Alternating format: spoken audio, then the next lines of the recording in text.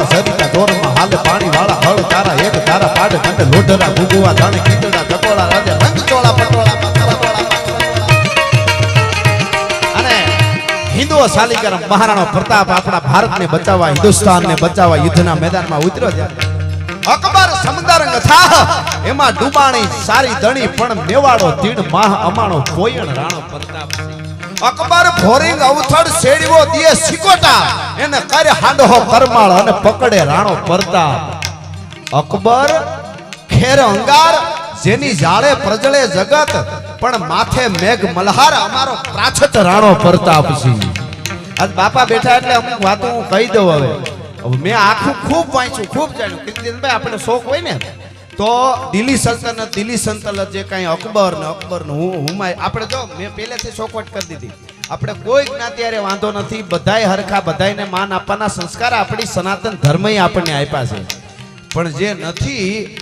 બાબર હુમાયુન અકબર સીધે સીધો ભણાવો ધ ગ્રેટ અકબર હું તો અહીંયા દરેક હિન્દુ તરીકે ગૌરવ લેતા હોય ને તો કહું છું પણ ક્ષત્રિયોને ખાસ કહું છું અજીબો શાન શહેનશાહ ગીત કોઈ દી વગાડતા જ નહીં લગ્નમાં તમને પાપ લાગશે ચિત્તોડના સાકાને એકવાર વાંચજો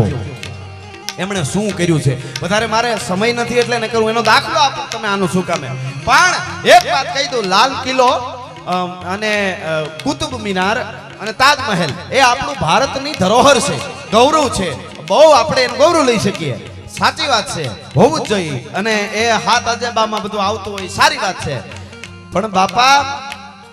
એકલા રાણા કુંભાઈએ 32 દુર્ગ બનાવ્યા હતા 32 કિલ્લા બનાવ્યા હતા કોઈ શાસકે દુનિયામાં બનાવ્યા હોય તો કહેજો મને 32 દુર્ગ ઈ કોઈને ખબર નથી ઠેઠ બપા રાવલ થી રાણા રાજસિંહ સુધી 1000 વર્ષ સુધી સંતન મેં કીધું 550 વર્ષ તો રક્ષણ કર્યું ભારતનું પણ 1000 વર્ષ સુધી કોઈની આધીનતા નથી સ્વીકારી એ રાજપૂતોએ અને દરેકને હારે લઈને જેને જરૂર પડે ત્યારે અડધી રાતે ઊભું રહેવાનું એનું નામ રાજપૂત રાતના 1:30 વાગે દીકરી બજારમાં એકલી આવતી હોય અને કોઈ પૂછે કે ત્યારે નો નીકળાય બેટા જમાનો ખરાબ છે તો કે અમારા ગામમાં એક ઘર રાજપૂતનું છે કોની તાકાત છે કે અમારા હામી ઊંચી આંખ કરીને જોઈ શકે એ જીવન છે ધધકતા લોહી જેને ધરતીમાંના ખોળામાં રેડ્યા છે ટૂંકમાં ઈ મહારાણા પ્રતાપને એટલે મારે કોઈ યાર વિરોધ પણ એક છે અકબર બાબર હુમાયુન અકબર જે મહાન છે એમાં થોડા અમારાને રહેવા દો તો સારું છે કારણ કે અમે વાંચીને કહીએ છીએ અને મેં હમણાં હું 3-4 મહિનાથી આ વાત કરું છું અને હલ્દીના મેદાનમાં એક બોર્ડ હતું મહારાણા પ્રતાપની 1576 હાર થઈ એવું એક પાટિયું લગાડેલું હતું એમાં બોર્ડ એ બોર્ડ હમણાં ફરી ગયો આજ તકમાં આવ્યું હતું મેં કીધું આપણે બોલીએ એની ધીરે ધીરે અસર તો થાય એ સારું કહેવાય હો હા હજી મારે નાથ દ્વારામાં મેં એક વાત કરી છે તમે કહેતા રહેજો પાછા હા એમ નાથ દ્વારા તો શ્રીનાથજી આપણો બાપ કહેવાય એક વાત લઈ લો પછી પાછા અમે બે ભાઈ તમે કેમ કરશું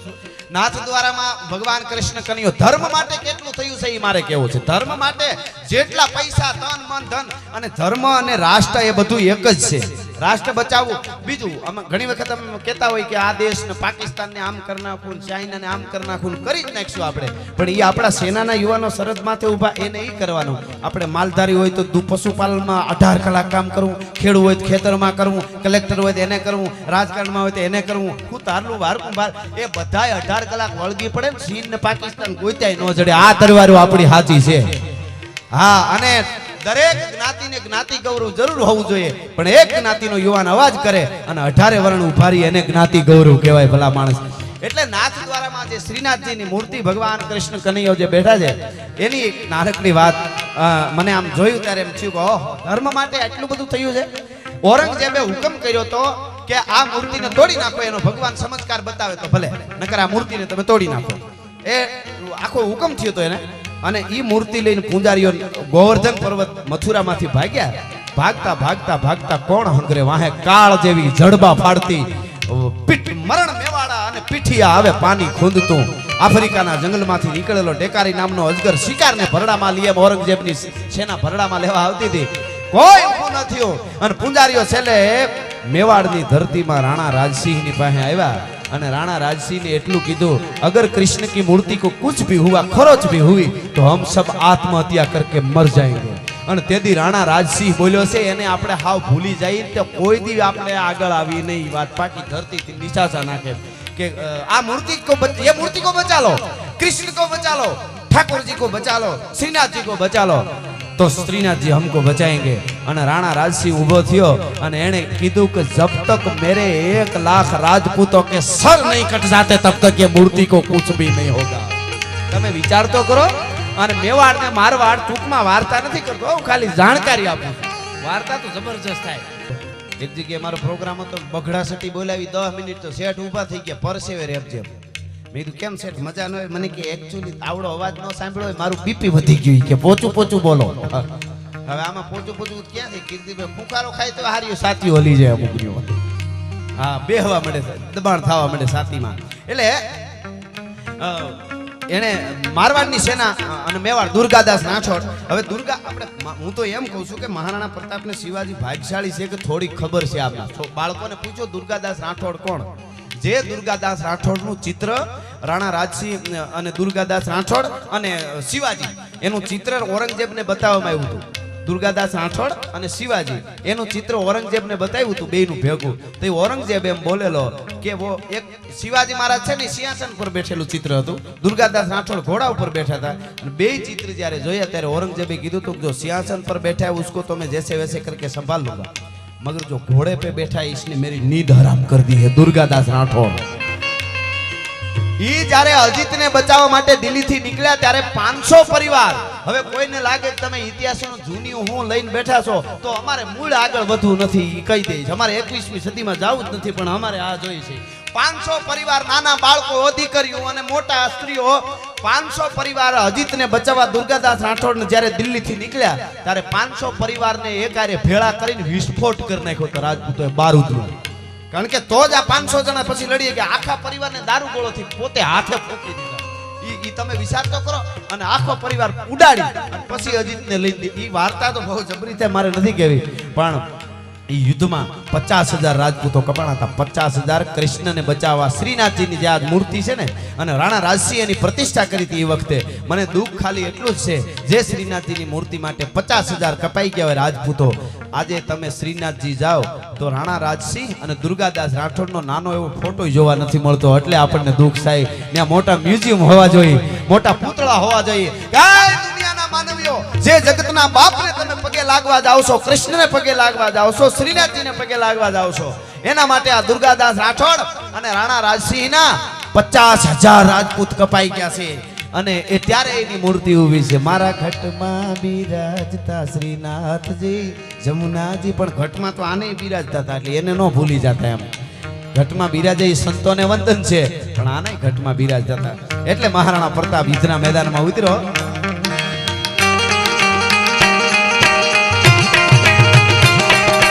હલ્દી મેદાન માથે યવનોની ફોજ સામે વર વાને હાલ્યા શાહી મોગ લોની ફોજ માથે એકલો થાટકો રાણો હટકો એકતા વિના તોપુના મંડાણ માંડ્યા રાજપૂતી ફોજ માથે તોપુના મંડાણ માંડ્યા રાજપૂતી ફોજ માથે તોય લડ્યા નર બંકા મહાદેવ નામ ધારી મહાદેવ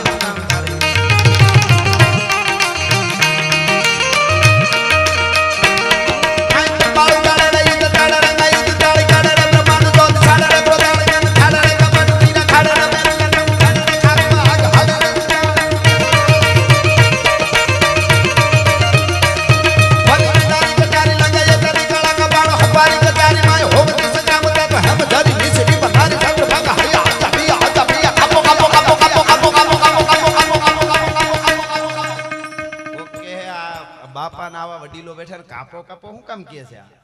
ચોખવટ કરી દો, પાકિસ્તાન ને કાપો કાપો કાપો કાપો કાપો કાપો કાપો કાપો કાપો કાપો। હવે એને કાપવા માટે મેં જે આગળ વાત કરી એ બધાને એક થઈને ઈ આપણે હાવોને જે હોઈપું છે ઈ આપણે કરવું પડે। તો હવે આમ તો ઈ હવે પૂછડા ભીડે હોમે ઓલી બાજુ તો વાંદરિયા ઘરી ગયા। હવે તાલિબાનીઓને ઈ ખબર નથી કે અમેરિકાના પ્લેનના પાંખિયામાં હિંચકા બાંધીને હિંચકાય નહીં, એને ઉડાડવાનું હોય, ઈ જ એને ખબર નથી। બોલો હા, ઈ દુનિયા જીતવા નીકળ્યા છે। બોલો પણ ખેર આપણી વર્ડ નથી એટલે આપણે પાકિસ્તાનને કાઈ નથી કરતા। ઘણા કે ઉડાડી દેવું છે, પણ વર્ડ વગર કોઈ દી ધીંગાણા ન હોય। કોક દી ગીરમાં આવો ડાલામાં તો હાવજ આપણે હામો વયો આવતો હોય અને આપણે હામાં હાલ્યા જાય, દેકારો નહીં કરવાનો, ધીમા ધીમા ધીમા ધીમા વયા જાય અને આવતો હોય। પંજા નાખતો ગાવિયો સિંહ ડાલામાં તો કાળ જાળ દાઢાળો હાલિયો દેતો ડુંગરા ડણક અને હાથિયા મૃગરા ઢૂંઢ હાલિયા પૃથ્વીરે માથે લાગિયા કેતારા કેતા કરેના બણા ભૂહુની નટાળો મતી ક્રોધ વાળો કોપ વાળો ઢાળે નશા મોઢ ઢાળો કરતો હુંકાર। એ હાવજ આવતો હોય અને આપણે આમ હાલ્યા જાય ધીરા ધીરા કોઈ પ્રકારના ખોટા દેકારા કર્યા વગર તો એ હાવજ આમ જોવે આમ જોવે આમ જોવે પછી પૂંછડાને વળ દે ઝાડવા આમ કરે ને પછી તરી જાય શું કામ ખબર એ એમ કે આપણો માણસ છે આપણી વડે જ નથી એના આમાં કઈ ડગલા થોડા માંડવાના હોય એને પાસે શીખવા જેવું છે હા એટલે એ આપણી વડ નથી પણ આ બધું આપણે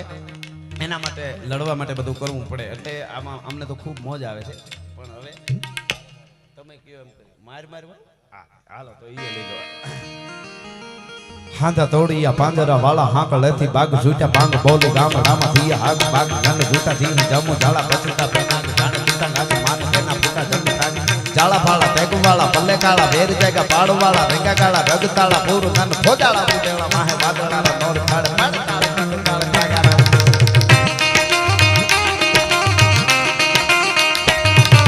વડે તાળી બંદુ કાળી જાગા રણ દૂર ગાને ઠેકાણા જણકી કડી છાણકી પાકરા કડી જાણકી જરદા હાક ઉઠિયા કે તાર કને રાણી કી સિંધુવારા કે ધણકી ઉઠિયા રોગા ધણકી મામલે હુરા કરે મારે મારે કને હાલો મારે ધોમ વાલે લગા ડાળા જેમો હાલા બેરી હુંડા વાળા ગાળા તોડી આવે